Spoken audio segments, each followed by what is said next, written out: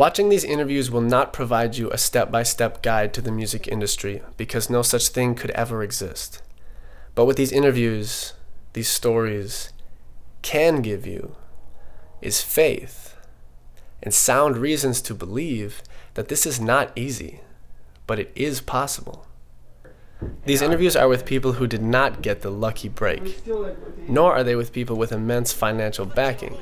These are young, working musicians amidst the most important developmental years of their careers, the years that are never documented. As you listen to these people, I urge you not to think, I want to do what these people have done, because it's already been done, and what works for someone else won't necessarily work for you. Instead, realize, I feel what this person feels.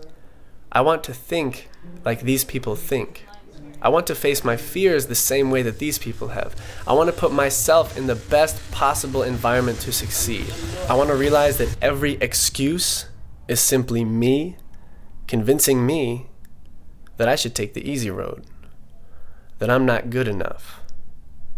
But those rare moments when you have no doubt that you're doing exactly what you're meant to be doing, that's you getting a glimpse of what you're capable of. These interviews are with the working musician, because the average working musician is the exceptional human being. My name is Sulene. I am a composer and a performer and songwriter, and that's what I do. So I grew up in Cape Town, South Africa, and as I was finishing high school and I was approaching, the next chapter and going to college, I realized that music was the thing that I was most interested in all throughout my life, and I couldn't picture doing anything else. This was obviously kind of a big realization at 18 years old, and especially for my family as well. Telling them that I think I wanted to spend the rest of my life playing music, and not even necessarily thinking, what kind of job I would do. I knew I wanted to play music. So I ended up at Berkeley because me and my best friend, it's kind of a ridiculous story, we were doing our final exams. We both told each other we just want to play music. What could we do? Like, what would be our best chances at doing this? What is the best thing that we could do for ourselves? So we Googled best music school in the world, and Berkeley College of Music came up. And it's kind of silly, but that's what we did. And then we became relentlessly obsessed with the idea of going to music school. And we looked at a lot of options, obviously in South Africa as well, and none of them really seemed to appeal. And almost naively, we became really set on Berkeley College of Music. So we both applied, and I ended up getting an audition slot in Boston as opposed to in South Africa. So I flew there to do a 15-minute audition, and I'd never been so nervous in my life. Mm-hmm. And then there was a whole nother, if we're going to get real, this interview, there was the whole aspect of once I got in, and that, waiting for that was very hard because it was the only school I applied to. It was a question of finances at that point, because Berkeley is not the cheapest college, and I was coming from a country that uses a much weaker currency than the dollar.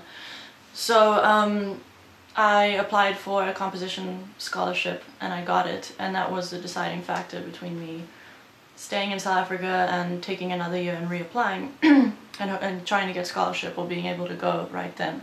So that's how I ended up at Berkeley, and that really was the beginning of trying to have a career in music. How did you guys pay for school, basically? Me and my family? Yeah. From the beginning, my dad is a very, very logical businessman, and even at 18, when I got into Berkeley, he told me to draw up literally my business plan of how I think I could make this work and why I should be able to go.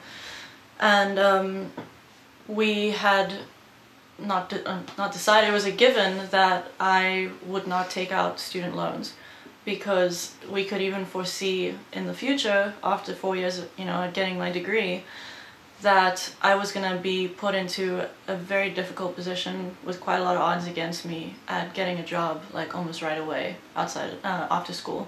So even the thought of trying to support myself right out of college was hard enough as it is. We were not going to be able to do student loans where I'd have to pay off several $100s every month. It just didn't seem like a viable option. So loans and financial aid were not an option. I emailed about 100, you don't even know this, studios, like recording studios and composer houses, and basically places where I thought I could end up working or doing internships, and asked for financial support, asked for an investment, and like told them my story. A couple of them caught on, but their investment wouldn't have been big enough to make a difference, so I stopped that plan.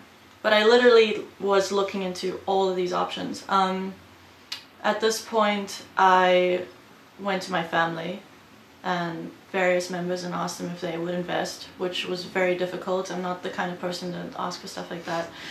And actually my stepdad, who is no longer my stepdad, but at the time was, ended up putting in a big investment into my education there.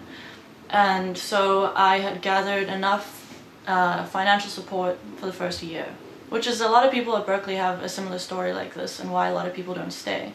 So I went for the first year, I reapplied for scholarship, it got doubled, then I could stay for another year, and then it got, not doubled again, but I got more a third time round as well.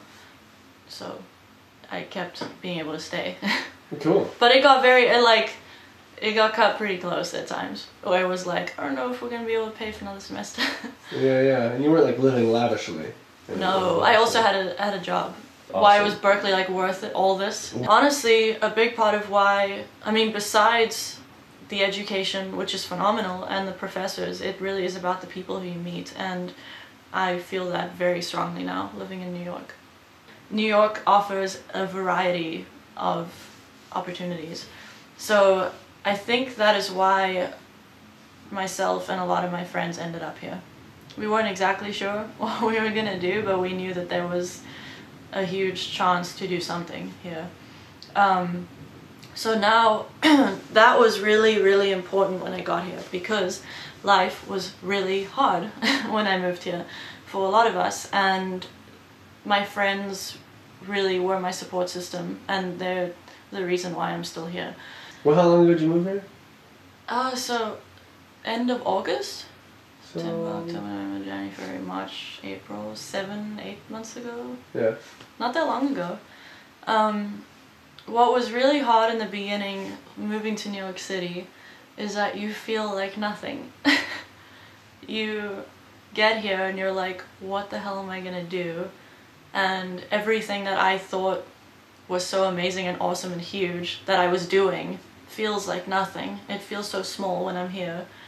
When you play a gig, there are so many other gigs happening on that same like fucking Tuesday night or whatever, and there's just so much amazing stuff happening all the time that you, at least for myself, I immediately felt like I was in competition with everyone, which was really unhealthy, and that's not the way you should be looking at it. I also really threw myself into the deep end, not in necessarily a bad way, but I pulled like every connection I had and would meet up with people and say, you know, can I buy you lunch, can I ask you about your job or how you got to where you are, and I did this for like a month straight, and it really started to intimidate me, and I was like, how am I ever gonna get here? You know, like I didn't understand how to bridge the gap from I just graduated and like have nothing and live in New York to like being able to support myself. In the beginning, I lived in a loft with a bunch of other people with no windows and no ventilation, and I won't say where it was because that's not a good thing to say. And I remember eating beans and rice like 3 times a day, pretty much, and I could never like afford anything and scrape together money to like get on the subway. And my parents supported me as much as they could, which was enough for me to live. You know, it's not like I was sick or something, you know, but it was a massive change from being a student in Boston to moving here. It was hardcore. From the time you moved here, what are the phases of transition that you've thus far experienced in only 8 months? But it's like you're already living a very different life. Like, yeah. What was the step-by-step? The beginning, like I said, was really hard. I was really afraid but I was really committed to living here. And I'm going to put emphasis on this because I think that is a big part of why things got better for me. I left Boston and I never went back. I haven't been back since. It was always about looking forward. So I really held on to that, and the beginning was really hard. I got introduced to someone at a soundtrack group, which is a post-production like movie house basically, or just for audio. So it's dialogue replacement for movies and TV shows. And like, get introduced to it? Final sound mixing. Oh, so this was from Daniel Nichols, who's a fan of Helicobra, the band that I played in for a while. He said, I know this guy who works in New York. And of course when you get here, like, yes, put me in contact, like, okay, a guy, music, let's do it. You know, like, you need something. Of course it's an unpaid internship. I got it. I was there for a couple months, worked really, really hard, and I really wanted a position. And you keep trying for things like that, you know. I picked up a lot of freelance work. I was producing a lot of other people, even things like people's YouTube videos or whatever I could do, you know, that was within music. I don't know how many people know this, but I'm on a visa along with a lot of our friends where I can only work within the field that I studied. So I can't like go work at a coffee shop or waitress. That's illegal for me. So I did anything I could in music. That eventually took a huge toll on me. I was like barely making enough money to be able to support myself. My parents were still helping me. There was a turning point where my parents told me, like, we're running out of money and you're running out of time. And I don't really know how this happened. I got incredibly lucky. A friend of mine, his name is Batu, sent me a Facebook message and said, I found this job listing. I feel like you'd be really good for it. And once again, I'll put emphasis on this. So I already said the first part was about being committed. And the second part was that both of these opportunities I got with the internship, where I actually ended up meeting a lot of people who I like still work with. And the job I currently have, it was through friends. And they knew to suggest me for these opportunities because I had always been putting myself in the forefront as I'm a musician, that's what I do. It just said something like prominent New York film composer needs an assistant composer. So I had to send in a bunch of music and a resume, and I didn't hear from him, I don't know if it was a he or she at this point, for about 2 months. So I became convinced that I didn't have the position. It was like 6 weeks or something. I was like, okay, well, my stuff obviously wasn't good enough or whatever. And went on wallowing and like trying to figure out what I'm gonna do. And then I got an interview and everything really changed after that. That's when stuff got really real, you know. What are you doing now? So now I work as an assistant to a composer.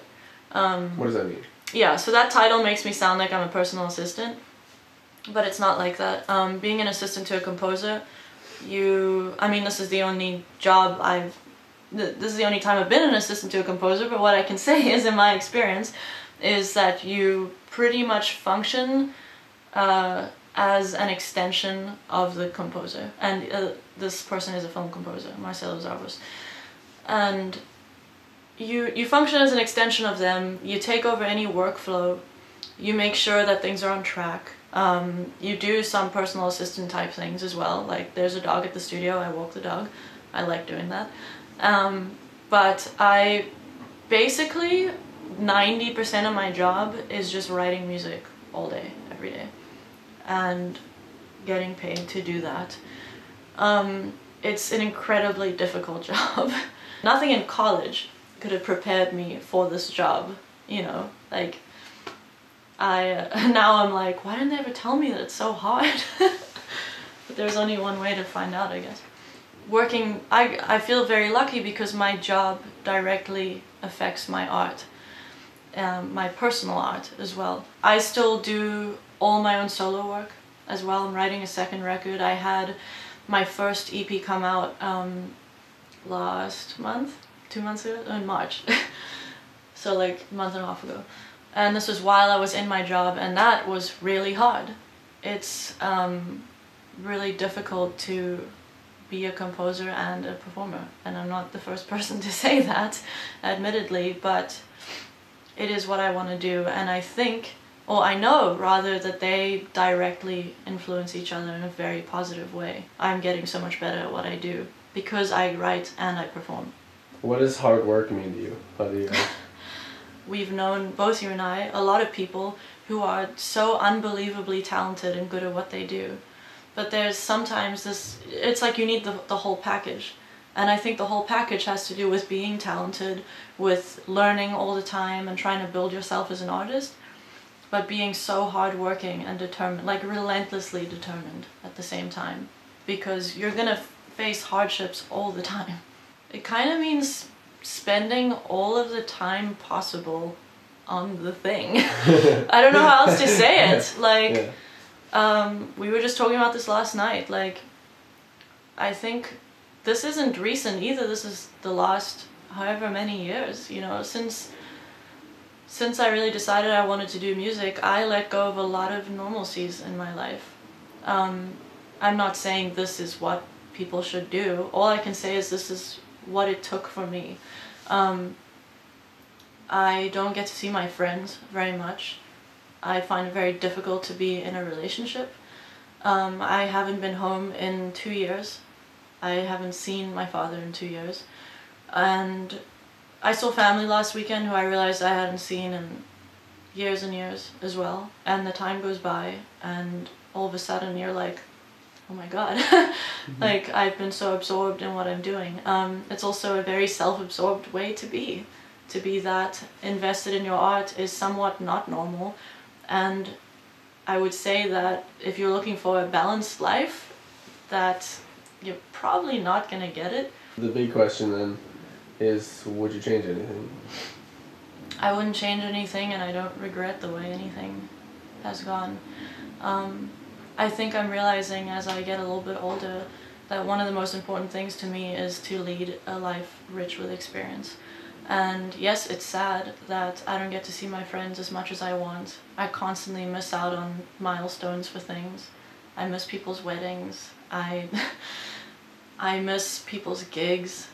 I miss my boyfriend's graduation, you know, which sounds crazy to a lot of people, but I've gotten to tour the world. I've gotten to release something like 6 albums in the last 4 years that I'm so proud of. I've met lifelong friends, and really I have had experiences that and feelings about these things that I didn't even know was possible. You know, that kind of synergy. So I feel like I'm digging very deep into trying to have just an extraordinary life, you know. And once again, everyone has a different opinion on what that is, but I wouldn't change it because I'm happy. What role do people play in your life? I have an unbelievable friend group. I have many people who I completely trust and rely on, and they're always there for me. And I know that I have friends who feel that way about me as well. And I think that this might be because we're linked by this ambition to do something extraordinary. And I understand when I don't hear from you for like a month because you're traveling the world playing clinics. We were talking about this yesterday, like the more you do you, like you draw towards you attract things that are right for you in your life. They play a huge role in my life. More than just being a musician, I want to inspire people and let them realize, if they haven't yet, that life is so much more than just the confines that we're taught from a young age. Not everything has to be so black and white, where you are a victim of society and you have to do a 9-to-5 job, and in order to be happy you have to make X amount of money and you have to have a partner and then settle down. And some people want that, and I think that that's great if that's what you want. But then there are so many people who are too afraid to do what they really want to do. And that's because there is this kind of stigma about art. So I have always wanted to have a connection, a very strong connection with an audience. And I am constantly moved and inspired by people.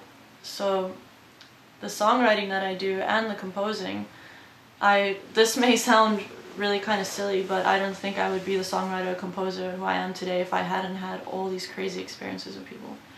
Every friend I've had, every lover, every band I've been in, good or bad, every falling out, you know, it has all contributed to a very deep emotional, and that's always getting deeper, emotional understanding of people and connections and relationships. Very few songs are written about writing music. Art is trying to express something that you have experienced, you know?